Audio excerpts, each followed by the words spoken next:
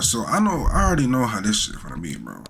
Over time, the old generation be talking, oh, we lazy, shit like that. But, bro, let me do. A lot of them are lazy. See, look, bro. I told you, bro. I promise you, I did not watch this video. I promise you. The world is really a mess right now. I need them more than they need me. Children are the future. We know, Grandpa. You're the future. I'm finished already. I'm closer to the end than to the beginning. It's about you. Gen Z slander will no longer be tolerated. We've been the laughing stock of media outlets. Hold on. My fault, yeah, bro. My fault. I had to check. Where I was at. For the past decade, and we will camera. not stand for this any longer. Every claim made against Gen Z has been said about almost every generation. No, but they be talking down on us. They just don't know about the young niggas. Like they don't know about on the YNs. They on the ride. Like them Switch Bandits, Glock with the Switch Bandits, like they out there on the rise, like. But are any of these claims true? It's about time we fought back. Today, I took to the streets to ask Gen X and baby boomers how they actually feel about Gen Z. Then I'll do my own research to test if these claims are valid. So you went to a retirement home or something? Starting with number one. That's grade A. Going to retirement, that's grade A, like pure content. That's grade A. Whiny, weak youngsters who don't understand how the world works. Work harder, do better. This is the snowflake generation. They have the work ethic of a dead salamander. Objection. The claim that Gen Z is inherently more lazy than any other generation is rooted in cognitive bias and lack of context. Let me explain. In order to understand this, I've seen some of it though in real life. I've seen some niggas that like around my age, they be late. They lazy as hell. I ain't gonna lie. Some of them are not a lot. Some of them are lazy. But the people that I see, mostly, they trying to get it in and get it out and get the money and things like that. I have to look at the psychology behind generational conflict in general. The kids these days phenomenon is as old as time itself. It's the illusion that children in the present are significantly different and worse than how children were like a generation or two ago. It's kind of like those people who base their entire personality on the fact that they grew up in the 90s and they swear on their life no one born beyond the year 2000 knows what having a child was like. I promise you, bro. They swear I didn't grow up with Capri Suns, the little hug juices, the little all that shit, bro. Like, bro, I seen it too, bro. Like, bro, you don't know nothing about me, bro. Y'all see one orange couch on TV and don't know how to act. Sometimes you just want to hit him real, with bro. Bow. Gotta whack his ass. Nobody asked. So why do some people believe that the next generation will always be worse than the last one? For two reasons: memory bias and our tendency to overly criticize others in an area that we are already good at. To some extent, we are all a victim of memory bias. Our ability as a human I don't know what race memory to bias is. recall events accurately with memory alone is flawed, which is why court cases can't be solved by eyewitness testimony alone. The longer the time gap between the actual event occurring and when you try to recall that event as a memory, the more opportunity you give yourself to forget specific details and or to have your memory be manipulated to fit your current beliefs, also known as selective recall. For example, if you already believe you had a harder childhood than kids do today, you're more likely to only recall memories that justify that belief. So it's more accurate to say your belief came first and you select past experiences to justify it rather than saying your belief came from your experiences. Now, I was born in 1999 and I grew up watching 2000s TV. And if you grew up with me, you knew we had some bangers. Yeah, we have some bangers. I'm talking that I ran home, eyes glued to the screen. Nah, one thing I can't lie about though, our TV shows back then, I'm 22, so our TV shows back then,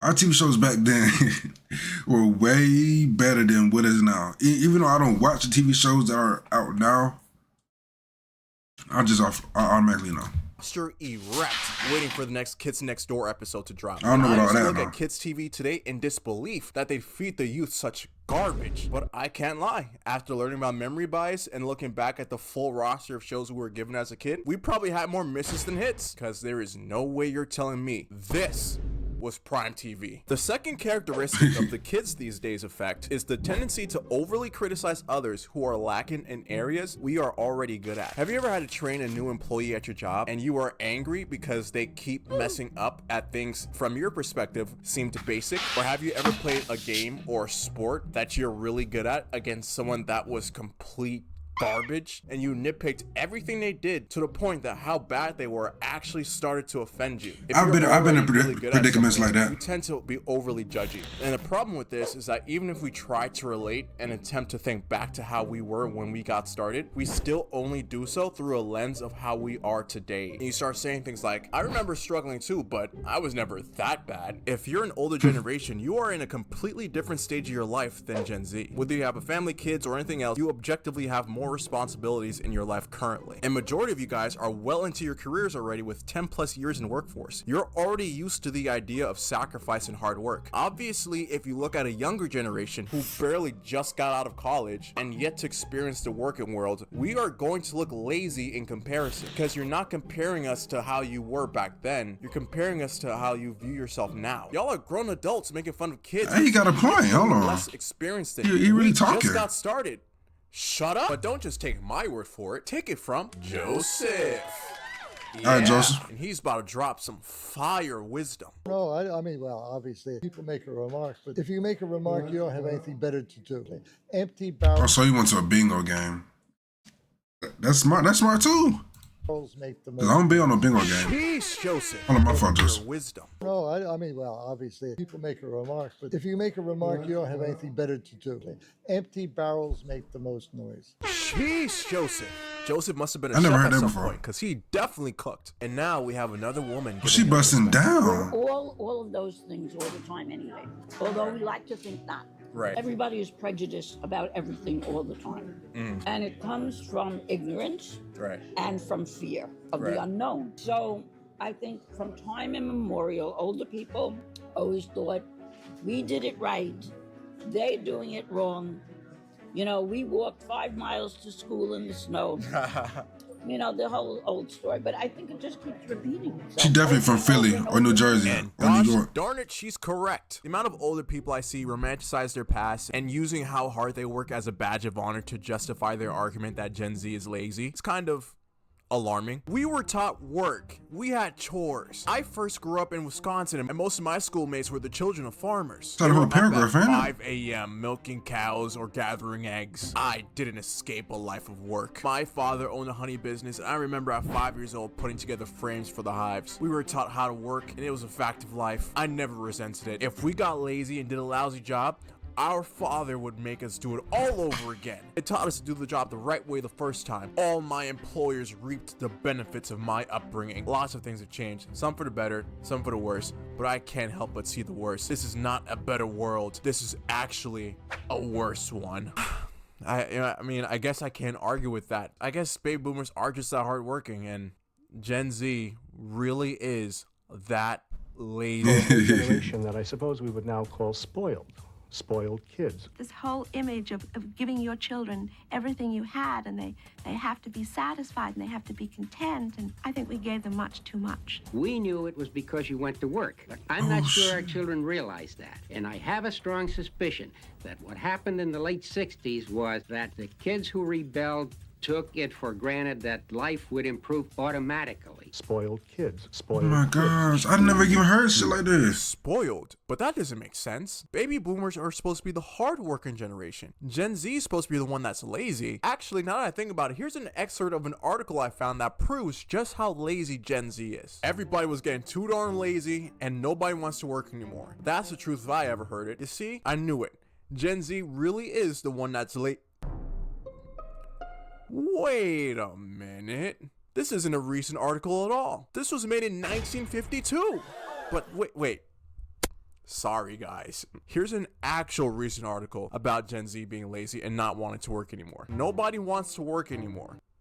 Wait, this one's not recent either. This one came out in 1969. Most boomers would Nah. He's good. He's good. He did his research and all this shit. He is good. He's working good. age at that point. That You doesn't make deserve a sense. like, buddy. Wait, but there's one from 1940, 1922, 1905, all the way back to 1894? Actually, there's an entire list of adults saying the same exact thing throughout history. How could it be possible that every generation at one point or the other was considered to be lazy or entitled? Well, there could only be one explanation. Either every generation in their adolescence is just lazy by default, and they wait until some arbitrary time in the future, and they stop being lazy all of a sudden, or everyone who holds that belief is a victim of their own bias. Truth is, there are way too many factors to determine the work ethic of an entire generation. For example, a baby boomer who grew up on a farm and a baby boomer who grew up in the city literally lived two completely different lives and have two completely different work ethics. But the same exact thing applies to Gen Z in those same scenarios as well. The problem is that these people believe that the youth don't want to work, while not understanding that as society advances, the standard of how we work changes. The silent generation, born and lived through the Great Depression and World War II, growing up with the patriotic values of fighting for one's country, they valued loyalty over everything else. So the standard of work at the time was stay loyal to one company until retirement. Baby boomers were born in an economic boom shortly after World War II ended. Their optimism due to this post-war economic success made them more likely to take risks, and for the most part, job loyalty actually paid off back then because of the booming economy. Their standard of work was work hard at your job and your job will take care of you. Gen X, sandwiched in between two generations, shares similar values to baby boomers, but was the first generation where a dual income home, as in both parents having a job, became normalized and grew up needing to be more independent, many of which grew up entrepreneurial. Their standard of work at the time was find work that gives you autonomy. Millennials, the generation everyone picked on before Gen Z. Millennials experienced massive advancement in technology and drastic social and economic change. They're old enough to remember 9/11 and the 08 crash, so they know that they have to be flexible to survive, but they also know that the idea of a safe, secure job doesn't exist anymore. So the standard work of their time period was find something flexible that gives you a work-life balance. Gen Z, the first generation to grow up with the internet, and also the first generation to question the old mantra of staying loyal to a company. In an age where a corporate company will let you go faster than they hire you, and the rise of social media and the internet giving us more options than ever to make money, we're the first generation to realize that there's no need to settle for a company that's not going to treat us how we're worth. Whether you like it or not, the new standard of work for this generation is he's spitting facts though, and don't settle for less. Gen Z is not lazy. We have more options and the standard for work has changed. Regarding the first claim, is Gen Z lazier than other generations? Slander. Conclusion, keeping historical and societal context in mind, Gen Z is no more lazy than any other generation given the circumstances. On to number 2. Yeah, I mean, it's lazy people regardless wherever you go. It's gonna be lazy grown-ups, it's gonna be lazy grandparents, it's gonna be lazy kids, somebody's lazy in every age. Generation Snowflake. This is the Snowflake generation. Is Gen Z soft? Come to call Generation Z, referred to as the snowflake. We have a group of people entering the I would not eat that burger. That are snowflakes. They believe that when they speak the words from I'm over here talking about the burger. Objection. The belief that Gen Z is softer and weaker than previous generations is another case of generational stereotyping. For anyone who unironically believes that Gen Z is a soft generation, where are you basing this belief off of? And I'm not talking about physical weakness. We all know about the obesity crisis and that one picture that compares high school boys from 50 years ago to now. Usually when people talk about Gen Z being soft, they're referring to sensitivity, as in, this generation is too sensitive. This generation gets offended too easily. All they care about is their mental. I ain't gonna lie. I kind of agree with that one too, though. He going to show me, because I kind of agree, bro. I can't lie, bro. It's a lot of stuff that I've been saying back then, like the F word or the R word or any like those words. Those words were thrown around like Patrick Mahomes throwing a quarterback. I mean, throwing a ball in the Super Bowl, or Tom Brady or something like bro, it's thrown around that much, bro. So, and nobody took offense to it. I didn't even know what the word meant until this year. The R word and F word last year. I didn't know what that word meant till last year. So it's like health. And the term snowflake gets tossed around so much that it just became another buzzword. We already talked about the kids these days effect earlier. Do I really need to bring up the fact that this rhetoric isn't new either? Precious snowflakes. A snowflake. The snowflakes. Snowflake. The snowflake. A snowflake. Millennial complaining syndrome. Self-absorbed. Distracted. Entitled. Lazy, entitled, millennials, entitled. Almost every complaint people have about Gen Z today, they've already said word for word about millennials a few years ago. Does this hold any merit? Are kids today really that sensitive? Or is this another case of old people complaining about young people? And the thing is, it's not kids that sensitive. When you think about it, it's not even kids. It's older people that are sensitive. Older people are getting more sensitive. And people around my age, like 20s and in your 20s, they're sensitive too. It's not even the kids for real.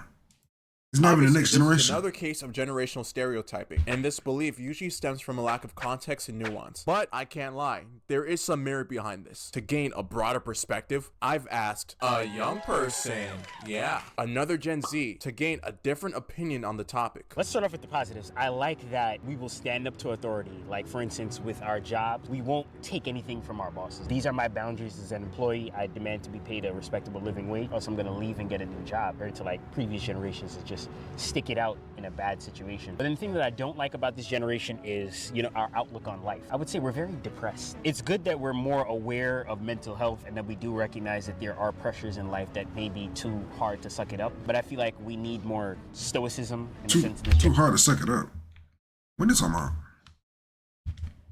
It's the mentality that life is tough, but I'm gonna get through it and I'm going to progress. And he's absolutely correct. There is an uptick in the mental health crisis in the younger generation, due in part to the emergence of social media, while simultaneously being hyper conscious of social issues in the world. And thanks to this hyper awareness of mental health and social issues, Gen Z on average are more sensitive to topics that in their eyes seem less tolerable. So if you think Gen Z is soft because of their perceived lack of resilience and their sensitivity to social issues, I guess you're correct.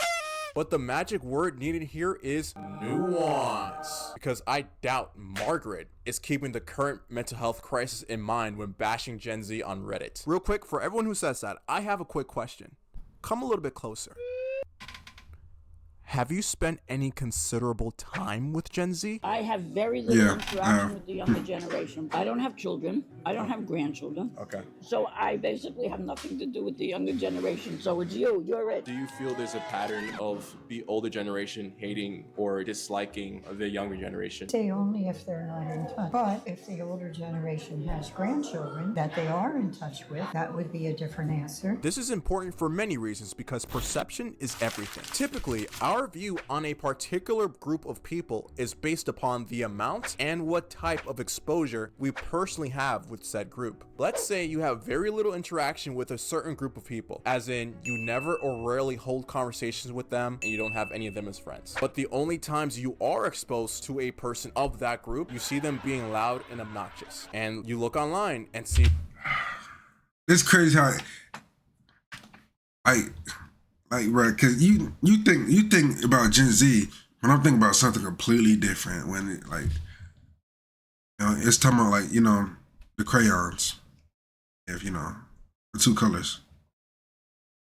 One or two videos of people of that group also being loud and obnoxious. Based on that limited exposure, it's likely you'll assume all people of that group are loud and obnoxious, while ignoring the possibility that maybe only a small percentage of people within that group actually behave that way. But if your only exposure is that small percent, you'll think everyone acts this way. And the same works on the opposite end. If you are a part of a particular group of people, it's common to think, why are people of my blank so loud and obnoxious? When in reality, your only perception of your demographic outside of yourself is based upon your personal circle and a few other people you see online. My theory is that there is a bunch of people who have very little or virtually no interaction with Gen Z. They see I've seen this video before. Who have very little or virtually no interaction with Gen Z. They see a couple videos on TikTok of a person who happens to be Gen Z crying or complaining, and they assume that's how the entire generation must behave. Calling Gen Z soft because you see a couple people making a fool of themselves on social media is just like saying all baby boomers were hippies because you saw a couple of them on TV. Social media wasn't around back then, but I'm sure the silent generation said the same about the baby boomers when they rebelled in the late 60s. So what does this all mean? Does this mean to avoid stereotyping we should befriend every Gen Z on the planet? Nah,